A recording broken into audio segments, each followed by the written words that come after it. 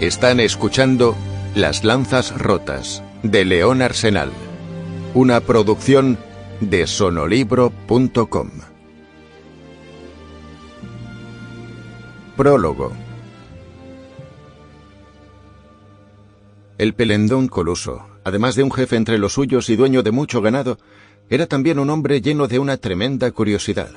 Curiosidad que, siendo más joven, le había llevado a viajar por las tierras de los pueblos limítrofes, así como a alistarse en las legiones romanas. Y aún ahora, años después, rara era la vez que perdía ocasión de charlar con viajeros y mercaderes. A menudo los convidaba a beber y escuchaba fascinado sus historias sobre gentes y costumbres de países muy lejanos, y no se cansaba nunca de preguntarles. En ocasiones, también solo por capricho, se armaba y acompañaba al viejo Setdiano en sus andanzas por los bosques, ya que disfrutaba hablando con el viejo brujo, hombre sabio e iniciado en extraños secretos. Este último aceptaba su compañía de buena gana, no porque quisiese ninguna escolta, sino porque también él era un alma inquieta y le gustaba la conversación de aquel hombrón, a un tiempo amable y arrogante, que tanto había visto y oído. Por eso, un cazador o un trampero bien pudieran haberse topado por casualidad con aquella pareja un día cualquiera a comienzos de primavera, mientras deambulaban ociosos por las espesuras. Coluso portaba una gran lanza, más alta que él, y 2 dardos y un puñal metidos en el cinto. El viejo Setdiano no llevaba sino un cuchillo afalcatado, que era el que usaba para cortar las plantas. Caminaban sin rumbo fijo, buscando las hierbas que necesitaba el brujo, charlando y disfrutando de un día tibio que, luego del invierno, se agradecía aún más. El sol brillaba entre las ramas, la brisa agitaba las copas de los árboles y en la profundidad de la arboleda los contraluces temblaban al paso de la menor ráfaga de aire.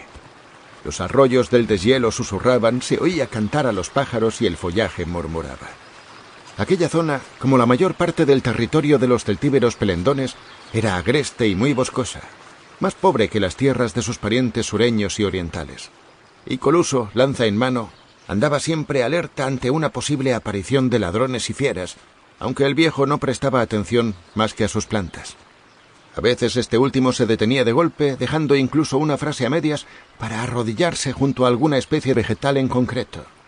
Estudiaba las hojas, los brotes, las flores, las acariciaba con sus dedos, incluso canturreaba antes de decidirse a cortar o no un tallo con su cuchillo, de hoja semejante a una guadaña en miniatura. Coluso se quedaba aparte, apoyado en su gran lanza, y le contemplaba en silencio con una mezcla de paciencia y respeto. El viejo sabía de hierbas que curan y de maleficios que matan, de cómo invocar a los muertos y, lo que es más importante, de cómo alejarlos del sueño de los vivos. Era alto, de pelo blanco y piel renegrida por el sol y el viento. Vivía como si el tiempo no existiese y podía emplear cuanto hiciera falta en acariciar y murmurar a una planta antes de cortarla y guardarla en su cesta o levantarse e irse, dejándola intacta y sin dar explicación alguna a su acompañante. Yendo de un lado a otro, parándose aquí y allá, fueron a salir a abierto, a unos prados que, con las lluvias, se habían cubierto de hierbas y matas que casi les llegaban al pecho. Anduvieron calmosos por aquel mar de verdor, salpicado de flores amarillas, rojas, violetas, blancas, que se ondulaba a cada ráfaga del viento. Al fondo, a un centenar de pasos, se levantaba un poblado de chozas de piedras y adobes con techumbres de ramas, y a esa distancia oían claramente gritar a los chiquillos y ladrar a los perros. El viejo hechicero se apartó, dejando a Coluso con la palabra en la boca. Pero en esa ocasión, tras agacharse y escudriñar entre las hierbas unos instantes, reclamó a su compañero con gestos vivos. Este se acercó intrigado, lanza en mano, y ya al primer vistazo también se arrodilló a mirar. Porque lo que había llamado la atención de Setdiano no era ninguna planta, sino una huella impresa en la tierra reblandecida por tanta lluvia. «Un oso». Coluso dejó resbalar sus dedos por la marca de la pata, valorando tamaño y profundidad. «Un oso muy grande.